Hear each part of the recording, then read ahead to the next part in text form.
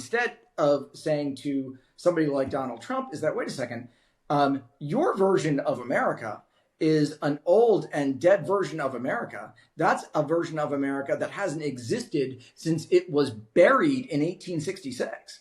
That's what the Civil War is about. That's what the 13th, 14th, and 15th Amendments did. It created the multiracial democracy that we were able to become. And by continuing to abide by their terms, by the rules of their game, we ignore all of those things that, in fact, departed from that first republic that was created by these people who never meant a word of what it is that they said. And instead of saying, you know what, that's okay, you can let that go.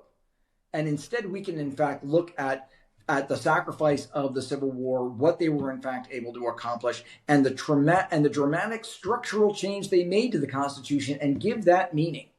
And the fact that those amendments, the 13th, 14th, and 15th Amendments, and all that structural change during the Civil War was able to provide the building block of the expansion of rights and liberties through the 20th century, to excluded groups, to women, to the LGBTQ community. That all relies on that basis, not on anything that James Madison said. And I think that without pushback and a meaningful direct pushback on that founders worship that represents so much of what Trump relies on for his source of increased authority, that this is in fact that they are in fact the heirs of those folks.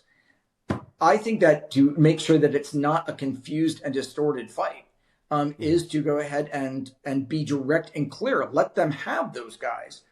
We've got Frederick Douglass.